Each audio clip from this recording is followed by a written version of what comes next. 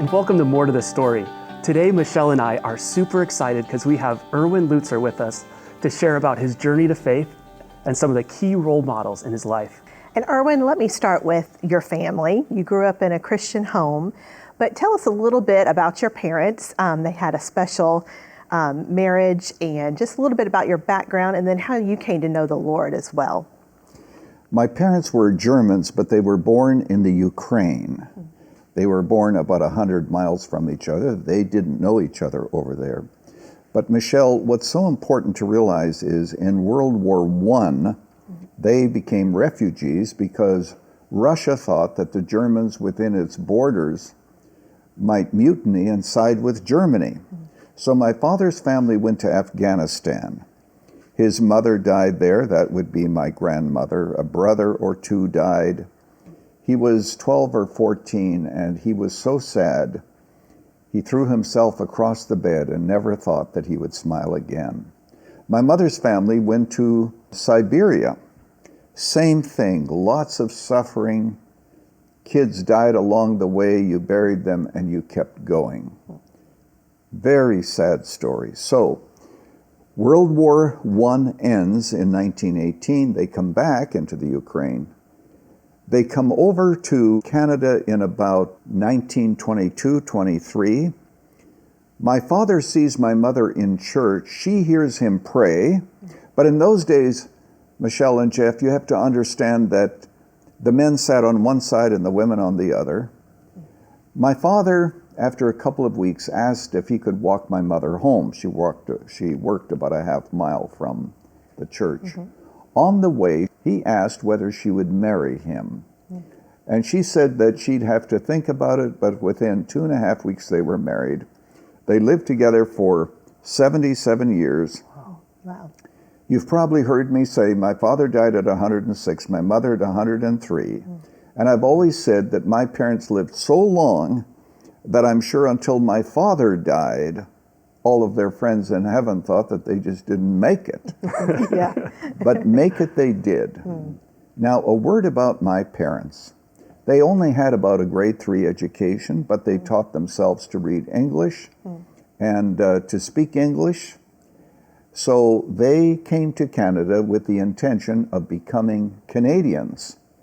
So even though they had their German friends and so forth, they blended in. Now, I was born on a farm. My mother didn't go to a hospital. I'm the last of 5. Wow.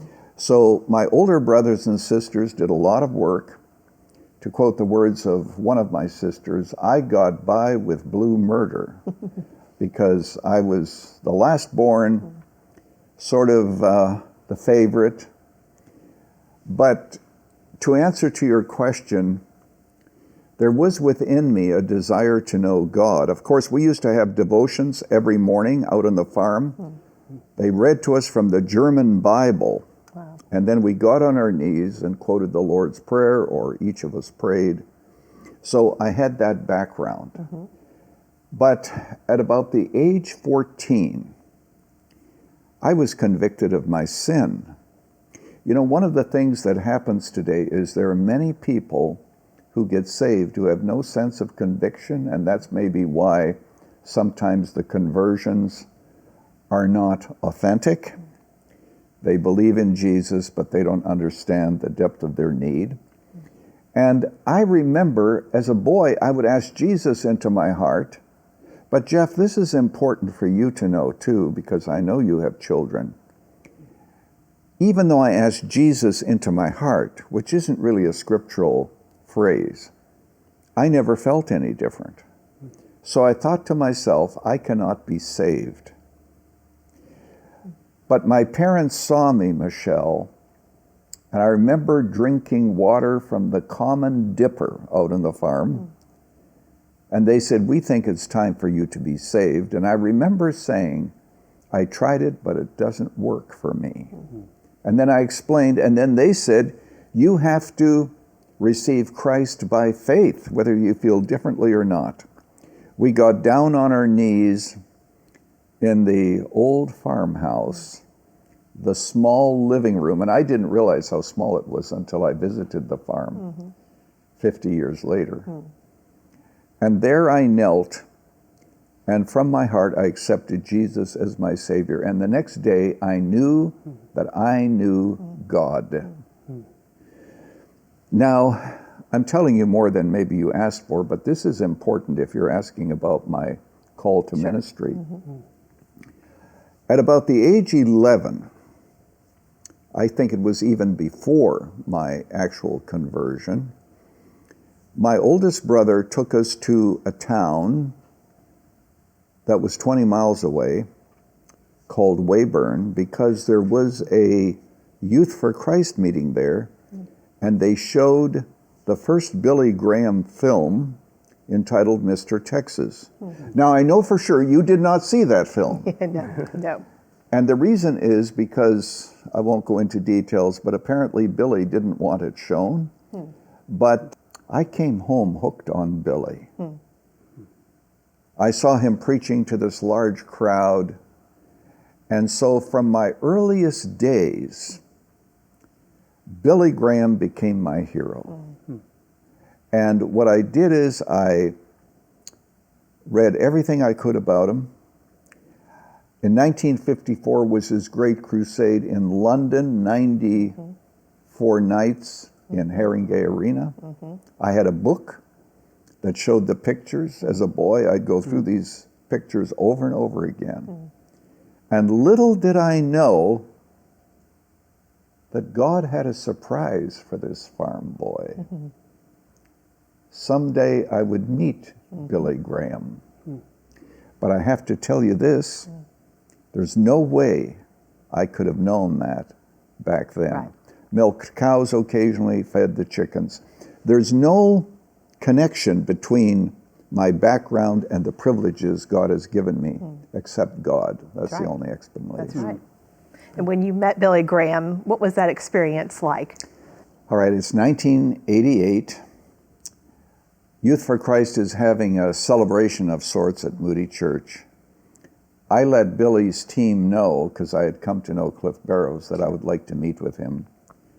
So he comes into my study, and we're chatting there, and I had just gotten back from preaching in Russia. And he had been to Russia a few years before. I think that it's quite obvious that his crowds were much bigger than mine, okay? But I am looking into his eyes even closer than I am from you. It was really close. And I said, Billy, all my life I've wanted to tell you something. And he says, well, what could that be? And I said, just want you to know, you'll never know the impact you had on my life. I read everything. I listened to the Hour of Decision, sometimes the same program twice, because it was on in our area on 2 different stations.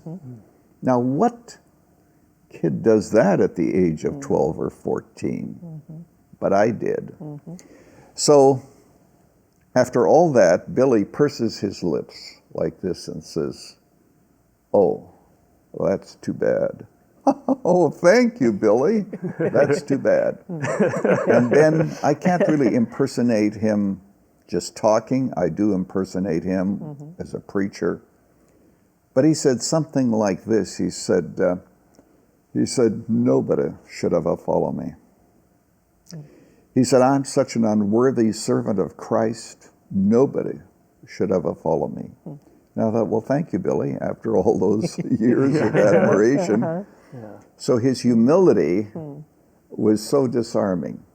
In fact, I'm telling you more than I've ever told anywhere else, but since you asked, he actually had one foot on my desk because he had been bitten by a spider and had some poison, and he had received a shot or 2 on his foot. And then later on, when his staff came in, Billy couldn't find his glasses. And, you know, he's looking for them. Oh, did I leave them here? And it dawned on me, something that I already knew really hit me. No matter how famous you are only a human being. And behind all the fame, there's Billy. And it was just a great privilege. And since that time, Obviously, before he died, we did see him in Montreat, Right. where he lived. His daughter took us there because I speak at the Billy Graham Cove every fall. So that's my a story. privilege, yeah. Yeah. Thanks for watching More to the Story. If you'd like to check out some of our other episodes, just click on the link nearby. And don't forget to download the JA Show app for more gospel-centered content.